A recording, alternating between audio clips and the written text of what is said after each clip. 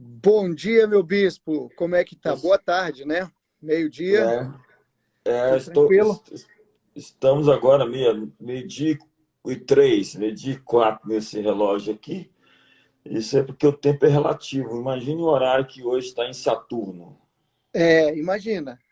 porque os dias lá são diferentes, né? E giram, tem mais tempo. Existem milhões de relógios tic-taqueando agora e todos eles estão com o horário certo.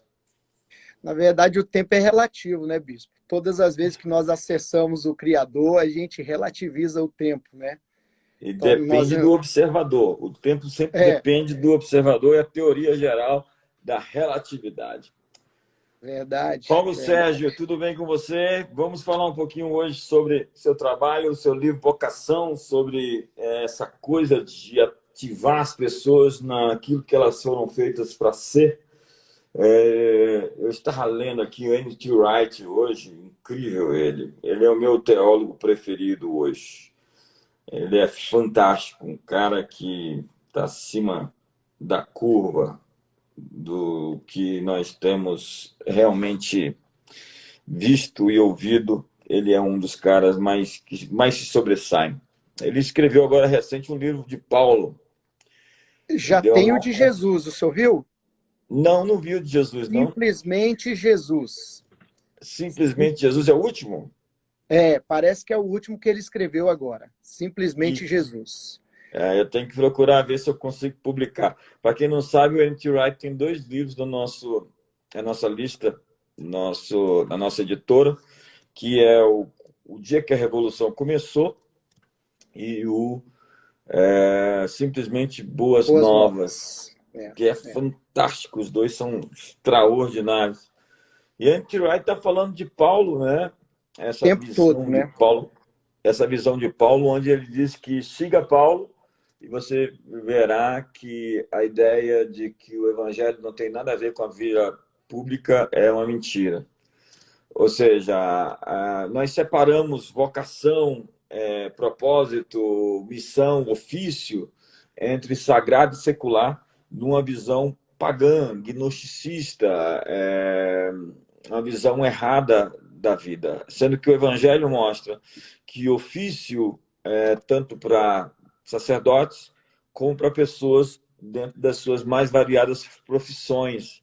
E cabe à igreja enviar essas pessoas para o seu destino, capacitando-as a viver dentro do seu chamado. Eu gosto do que diz Mark Twain: os dois dias mais importantes da sua vida são o dia que você nasceu e o dia que você descobriu o porquê. Paulo Sérgio, fala um pouquinho para nós sobre o seu livro Vocação e o que você pretendeu ao escrevê-lo. Então, bispo, o senhor começou falando aí muito bem. Era um livro que já estava no meu coração de falar aqui para quem nos ouve. Boa tarde aí para você que está nos ouvindo aí, né? Espero que a gente possa trazer alguns insights aí para a sua jornada terrena, né? O livro do N.T. Wright, esse O Dia que a Revolução Começou, é um tratado de vocação. Esse cara, ele aborda o tema de uma maneira tão extraordinária que não tem como você não entender. E aí entra esse ponto que, na verdade, está no meu coração para compartilhar com o pessoal aqui, que a vocação do homem, ela se resume em cuidar da criação na representatividade do Criador, por meio da representatividade do Criador. Nós fomos chamados ou feitos. É interessante, o próprio N.T. Wright ele coloca isso quando Deus se tornou rei. Né, ele fala que a visão do mundo antigo, bispo, era que todos os templos pagãos, eles tinham a imagem de escultura, mas quando chegava no Templo de Jerusalém, não havia imagem de escultura, porque ali, na verdade, a imagem ali era o sacerdote espelhando o Criador dentro do templo. Então, ele traz a ideia de que como se o Criador tivesse feito a terra como um templo para si, e ao formar o ser humano, ele então faz com que o ser humano o espelhe diante da terra, na terra, né, cuidando da criação. Então, isso é algo muito tremendo. ao longo desse tempo aí, trabalhando com desenvolvimento potencial, eu vi que sempre há uma confusão muito grande na cabeça das pessoas, principalmente dentro da igreja, hoje menos, porque a gente avançou muito em nossa teologia, mas as pessoas elas ficavam perdidas quanto ao seu propósito, elas ficavam perdidas quanto à sua vocação. E eu entendi, inclusive eu destrincho isso bem, com bastante clareza no Vocação 360 Graus, que a vocação, bispo, está ligada para onde eu vou, qual a esfera social que eu vou atuar. Enquanto que o propósito significa Qual é o o que eu seu vou nicho, fazer. né? Exatamente, qual o seu nicho. O Sim, pois não. propósito significa o que eu vou fazer. Então, quando você explica dessa maneira, você desmistifica o tema. Chamado diz respeito a quem te chamou. Quem te chamou, ele te empodera para o ofício que ele te delega. Então, se você foi chamado por Deus, saiba, todos os equipamentos, os itens de série estão dentro de você. E a sua relação com o Espírito de Deus vai ativá-los no processo existencial. E então, o Espírito te encaminha para um setor social. E nesse setor social, você vai resolver os problemas referente à criação dentro do contexto da existência do ser humano. Um exemplo disso, Fantástico. Bispo, um exemplo disso. Se eu sou um professor, o Criador desenvolve a intelectualidade da humanidade através da minha vida. Entende? Então, o que já dizia Lutero, né? Lutero ele dizia que a nossa vocação é o meio pelo qual o Criador cuida da humanidade. Então, o professor desenvolve a intelectualidade, ou melhor, o Criador desenvolve a intelectualidade do homem por meio do professor na esfera da educação. Entende? O Sim. Criador desenvolve o médico. O médico, o Criador cuida da saúde do homem por meio do médico na esfera da saúde. Sim. O Criador protege a humanidade por meio do policial na esfera da segurança. Fantástico. Cristo é tudo em todos. Tudo em todos. Tudo em todos. Esse é o ponto. E aí entra o papel da eclésia. Qual é o papel da eclésia? É estabelecer o homem na posição em que ele foi removido. O papel da eclésia é abrir o entendimento. E, na verdade, quando você vai para a eclésia no grego clássico, ela entra em 4 esferas da sociedade, pelo menos, que é a esfera legislativa, é a esfera política, é a esfera social e a esfera religare. Então, veja bem, nós precisamos de mover uma sociedade por meio de princípios e valores, legislativo, por meio de representatividade político, por meio de social, do social, colocar ordem na sociedade. Mediante isso, nós temos que estabelecer essa conexão religare com o Criador para saber o que ele pensa a respeito desse governo que ele quer implantar nessas esferas sociais, a fim de atrair o mundo vindouro. Fantástico, Paulo. Paulo, baixa só um pouquinho a sua cabeça, sobe um pouquinho o telefone, porque você está um pouco Porque desenquadrado. eu tô numa... Deixa eu ver se Sobe o telefone. habilitou. Isso, perfeito, ficou ótimo. Excelente. Ótimo. Então, mas há uma resistência grande sobre isso, naquilo que a gente chama de sofisma, né? Exato. Há muita fortaleza no sentido religioso, no pensamento, no geral. Eu acabei de postar um Twitter e deu uma confusão, porque o pessoal quer fazer discurso nas suas redes sociais, tentando marcar a posição. Acho ótimo que eles tentem marcar a posição com argumentos saudáveis. Mas você falou uma coisa sobre, no paganismo antigo, e você citou o livro do N.T. Wright, quando Deus se fez rei, né? Rei, exato. Que fantástico livro, fantástico. E tinha uma imagem de cada Deus dentro do seu templo. Mas no templo de Deus, Deus colocou o homem, Exato. que foi feito à sua imagem, né? E você adora a Deus quando você ama o teu próximo, que foi feito à sua imagem. Olha o que o N.T. Wright diz, Tom Wright. Aqueles em quem o Espírito vem viver são o novo templo de Deus. É, o terceiro templo, né? Não há nenhum templo na Nova Jerusalém, porque a Exato. nova criação é o templo último de Deus pretendido originalmente. A Bíblia diz que você é o templo do Espírito Santo e que Cristo em vós é a esperança da glória. Do seu interior vão fluir rios de água viva, como dizem as Escrituras. Que Escritura? Ezequiel, como você disse, mostrando o terceiro templo. E como esse templo de Deus, nós deveríamos manifestar essa imagem de Deus, que por vezes fica condicionada, enviesada, presa, engessada, amarrada por falsos conceitos, por aquilo que a gente chama de sofismas ou fortalezas mentais. Como conseguir se soltar dessas amarras, dessas fortalezas, a fim de encontrar seu propósito? Porque uma das maiores perguntas que as pessoas têm na vida é: qual é a minha vocação? Qual é o meu propósito? Para que eu nasci? Então, Bispo, olha só, você falou assim pontos fantásticos aí. Primeiro, nós não podemos ignorar aquela guerra que Paulo fala ali em Efésios 6:12, que ele fala que a nossa luta não é contra carne e sangue. A palavra ali, mas contra este mundo, as forças que agem neste mundo tenebroso. Há duas palavras ali que me chamou muita atenção. A primeira é aion, que quer dizer um tempo, é como se eles impedissem a entrada de governo durante uma geração. E a segunda é a palavra escotos, que fala de tenebroso, que ele fala sobre um governo que age contrário ao propósito que o Criador tem para o ser humano.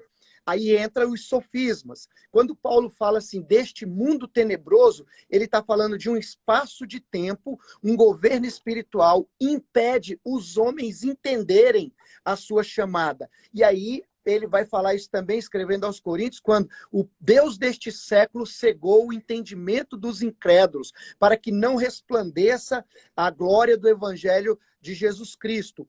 Esses pontos me chamaram muita atenção. E aí eu fui para aquele texto de Provérbios que diz que muitos propósitos há no coração do homem, mas o conselho do Senhor prevalecerá. Entendeu? O desígnio do Senhor prevalecerá. Então, o que eu fui atrás daquela palavra? Essa palavra ali, no original, ela quer dizer pensamento, ideia, plano, invenção. Então, a palavra propósito no original, ela significa... Daí a gente começa a desmistificar essa coisa que a religião e que o paganismo inseriu dentro de nós.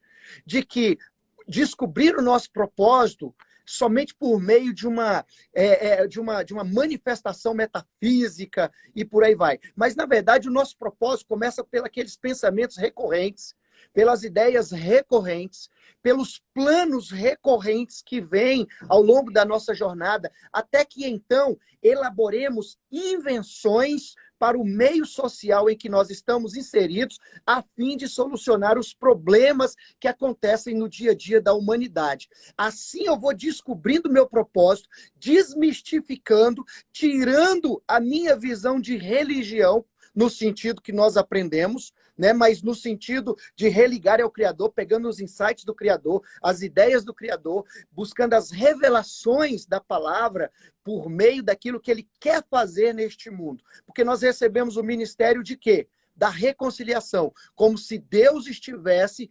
reconciliando o mundo com Ele através da nossa vida. Isso vai vir por meio de quê? Das nossas tarefas diárias. Que lindo, que lindo. Duas coisas. A sabedoria demonstrada pelos seus frutos. Jesus disse que a sabedoria tem um fruto. Palavras de Jesus. A Bíblia diz que Deus usa a igreja para revelar a sua sabedoria aos principados e potestades nos lugares celestiais.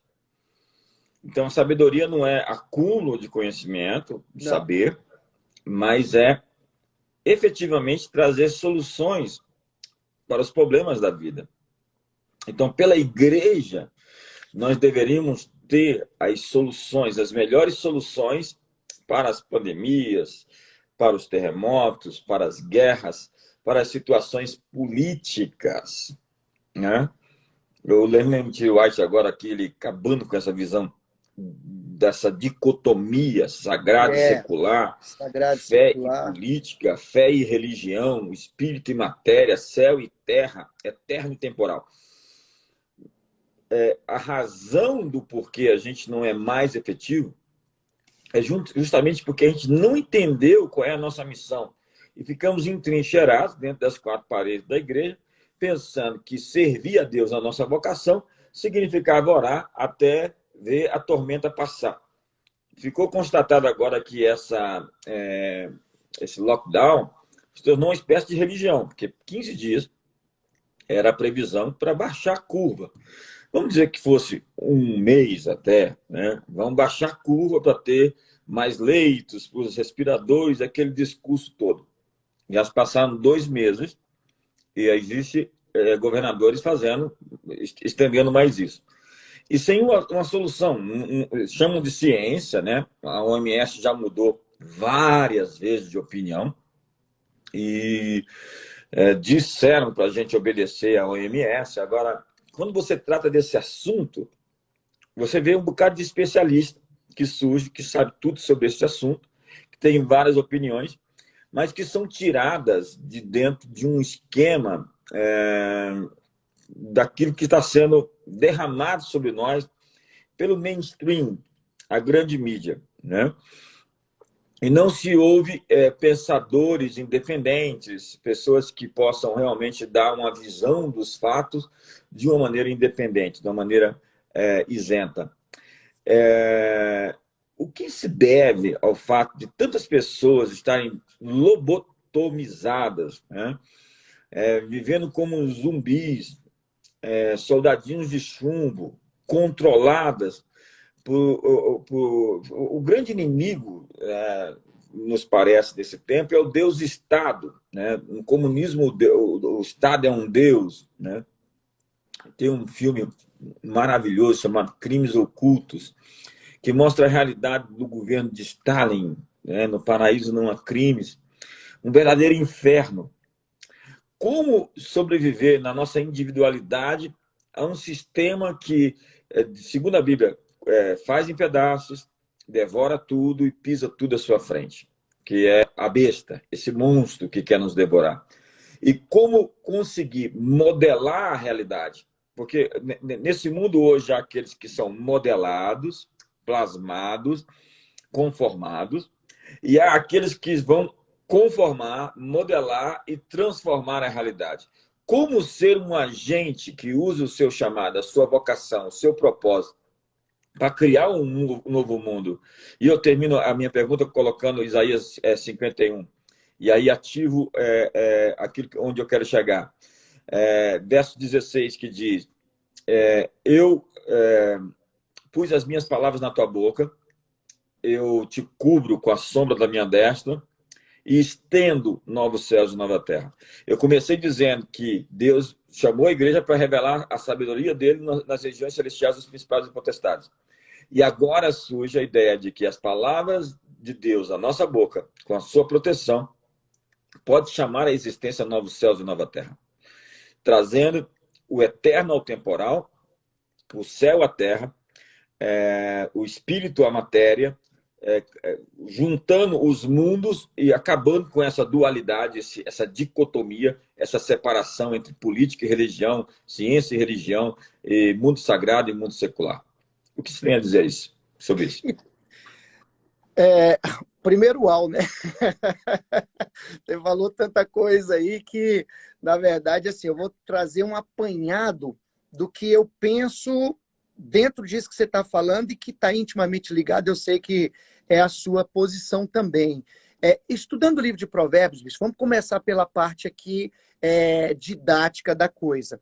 Eu vejo 3 palavras que se destacam no livro de Provérbios. Eu comecei falando de Provérbios, é a palavra conhecimento, a palavra entendimento e a palavra sabedoria. Tá? Conhecimento 54, entendimento 53 e sabedoria 54 vezes. Ou seja, são palavras que nos chamam bastante atenção. A palavra conhecimento refere à informação. Então, eu vejo hoje um borbulhar de informações erradas por meio Perfeito. do falso profeta, que é a mídia. Então, veja bem, quando eu pego aquelas informações e assimilo as mesmas, eu vou começar a gerar entendimento a partir do conhecimento que eu tenho dentro de mim. Esses entendimentos, eles constroem ideias, eles constroem os famosos insights que nós temos. Quando, então, eu pego essa informação, transformo em entendimento, me junto contigo e falo, bispo, tenho essa ideia aqui, e a gente coloca essa ideia para funcionar, trazemos ela do plano abstrato para o plano concreto, aquilo se transformou em sabedoria. Por isso que a sabedoria é demonstrada pelos seus frutos. Primeiro eu preciso de Perfeito. informação. O que eu vou fazer com essa informação é transformar em um plano, vou me juntar a um lugar, vou me juntar a pessoas, pegar os recursos e transformar em um projeto, sabedoria. Então, parte do seguinte princípio, bispo, como eu até falo mais para nós, igreja. Por quê? Porque eu parto do princípio que, assim, há muita coisa nebulosa, de cegueira no mundo aí fora. Mas nós, como igreja, precisamos abrir os olhos para isso. E como a gente vê pessoas dentro da igreja que estão com os olhos fechados para o que está acontecendo dentro da estrutura governamental, econômica, na saúde, no mundo como um todo. Há um sistema que está blindando o entendimento das pessoas. Logo, a sabedoria que é revelada, ela é completamente interesseira. Ela é completamente voltada para o sistema que quer atuar diante desse. Aí, como igreja, a gente precisa de entrar nessa esfera um pouco mais elevada. Porque, por exemplo, uma igreja que não transcende, bispo, ela fica presa ao mundo material. Porque transcender ilumina. Então, é a oração que Paulo faz para a igreja de Éfeso. Espírito de sabedoria e de revelação, ou seja, transcender para iluminar. Entende? Uma igreja que não desenvolve o potencial dos seus filhos, dos seus da sua comunidade, é uma igreja que fica sem equipamento. É aquela igreja que não inspira o pessoal a estudar, não inspira o pessoal a se esticar, fazer cursos, a crescer. Então, se você não desenvolve o seu potencial, você não tem equipamento para poder lutar numa guerra como essa. Então, a igreja tem que transcender para iluminar, tem que desenvolver o potencial para equipar, e a igreja ela tem que ocupar para transformar.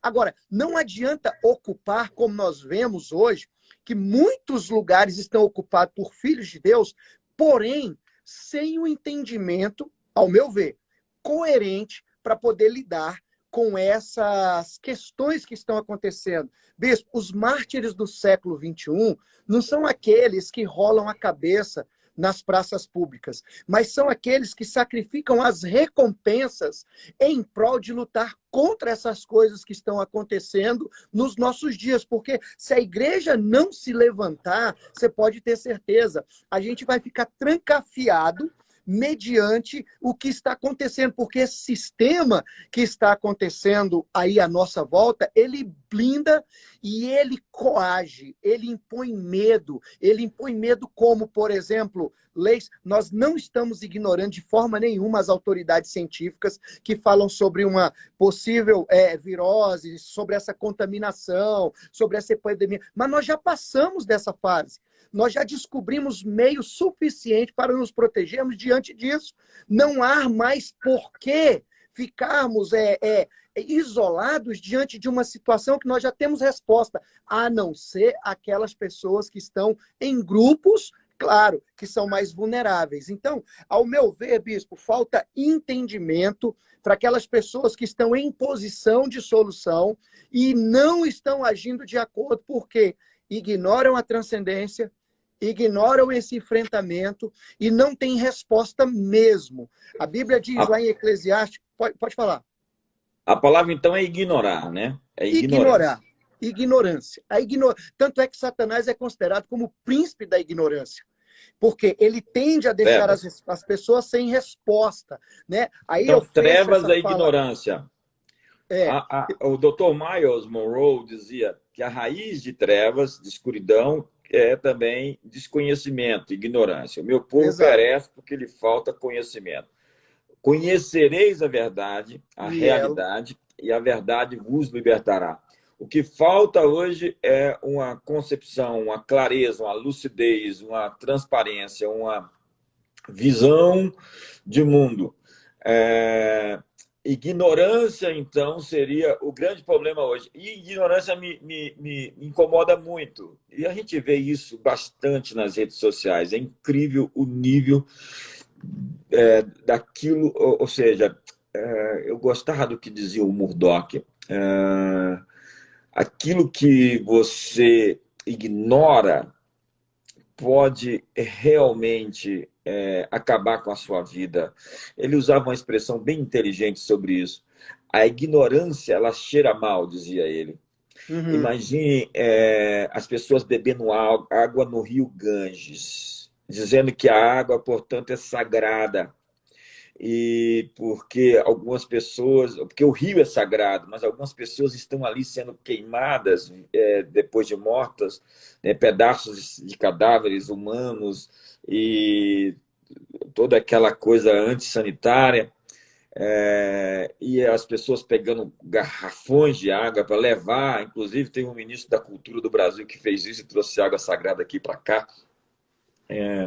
Então, a ignorância, ela rouba de nós a capacidade de transformar o mundo. Exatamente. E ela gera essa histeria de medo, Paulo. Exato, exatamente, né? Olha, quando eu gosto de uma frase que fala, o Neil Anderson, ele diz o seguinte: a ignorância na vida de um filho de Deus não é uma desculpa, é uma completa derrota. Na verdade, nós somos derrotados todas as vezes que não temos soluções para resolver determinados problemas. Eu gosto de um texto, bispo, e eu fecho minha fala com isso, que está em Eclesiastes 8:5, que ele fala assim: o que guarda o mandamento, ele está falando de transcender, não sofre mal algum. O sábio, ele discerne o tempo e o modo. Então, tempo ali é a palavra experiências, fatos. Interessante isso, né? E modo é o discernimento do espírito que agiu para que aqueles fatos acontecessem. Então, olha que profundo esse texto. Porque, na verdade, quando a gente olha para o fato e a intenção com que aquele fato foi gerado, você discerne quem está por trás daquela obra. E quando você discerne essa situação, você começa a se equipar para resolvê-lo. Agora, o nosso maior desafio é fazer com que as pessoas abram os seus olhos, e, na verdade, quem abre o entendimento das pessoas não somos nós, mas nós somos os responsáveis por levarmos o conhecimento para que Deus possa ativar o entendimento do coração dessas pessoas e abrir os seus olhos espirituais. Assim, então, nós vamos poder provar qual é a boa, a perfeita e agradável vontade de Deus. Como diz Mateus 18:11, né? O Filho do Homem veio para salvar o que havia perdido. É uma salvação completa, é uma salvação do julgamento. Aquilo, né? A palavra é aquilo. Aquilo que havias perdido é mais do que almas humanas. Mais são do que é toda a culturas, criação. são nações. Tem tantos textos, Salmo 22, Salmo 72, Salmo 101. Eu coloquei um bocado de salmo hoje no Twitter, né? Mostrando que as nações, a visão de Deus é as nações. Mas, Paulo, você está falando muito bem sobre esse aspecto da ignorância. A maior ignorância não seria, então, descobrir quem nós somos a fim de funcionar como deveríamos funcionar? Pois é, isso aí entra, até eu cito aqui o nosso livro Soso também, falado, lançado pela editora Chara. Ele traz uma coisa muito legal. Isso aqui, bispo, destrói a ignorância se você se predispor a gastar tempo com isso. Quando ele fala das 3 funções, da função da Trindade, ele diz o seguinte, que o Pai, ele é responsável por te dar identidade, ele é responsável por te dar propósito, proteção e provisão, certo? Então, quando você transcende, você busca a paternidade de Deus, você começa a descobrir quem você é. Descobrindo quem você é, você descobre o que você tem. Descobrindo o que você tem, você descobre o que você pode fazer. aí entra essa falta de identidade espiritual. Por quê? Porque o ser humano está muito preso àquela dicotomia grega, né? O dualismo grego, os dois mundos, sendo que Efésios 1:10 fala que o nosso papel, uma vez que Cristo está em nós, a esperança da glória, é convergir céu e terra, porque esse foi o papel do Cristo, né? Convergir todas as coisas do céu e na terra nele. Cabe a nós convergir céu e terra também por meio da identidade descoberta, da autoconsciência, ou seja, a percepção do nosso mundo, do autoconhecimento de saber o que eu tenho para me tornar um autônomo. Na verdade, o Chris Walton fala que a pobreza não é uma ausência de bens, mas é a ausência de identidade. Se você não sabe quem você é, você não sabe o que você tem. Se você não sabe o que você tem, você não sabe o que você pode fazer. Então, as pessoas ficam limitadas por conta de não saberem de fato quem elas são. Nós somos filhos de Deus, nós somos filhos do Deus vivo, nós fomos empoderados, nós temos o Paracleto, que é responsável por nos instruir, que é responsável por nos consolar, que é responsável por nos orientar. Jesus, quando fala enviarei outro, não vos deixarei órfão, ele está falando não vos deixarei sem professor, não vos deixarei sem instrutor, não vos deixarei sem pai. Ou seja, tudo que nós temos, tudo que nós precisamos, bispo, está à nossa volta. Porventura não percebeis que está saindo a luz, falta essa parte de olhar a partir do lugar que nós estamos assentados com Cristo e não a partir das nossas capacidades e habilidades, olhando de frente o problema, ou a partir das nossos complexos de inferioridade, de baixo para cima, mas olhemos através do lugar que nós estamos assentados com Cristo. A visão vai ser outra, o ângulo vai ser outra. Show, show, show demais. O que precisamos, então, é de um alinhamento a fim de sermos ativados para o nosso destino. Paulo, aquilo que o muito senhor obrigado. fala, né? Você pode adquirir o livro do Paulo pela editorachara.com.br, editorachara.com.br. O livro é Vocação. Adquira o livro e saiba muito mais. Paulo, muito obrigado pela sua participação. Eu que agradeço, bispo. Beijo no coração. Honra estar aqui contigo nesse horário.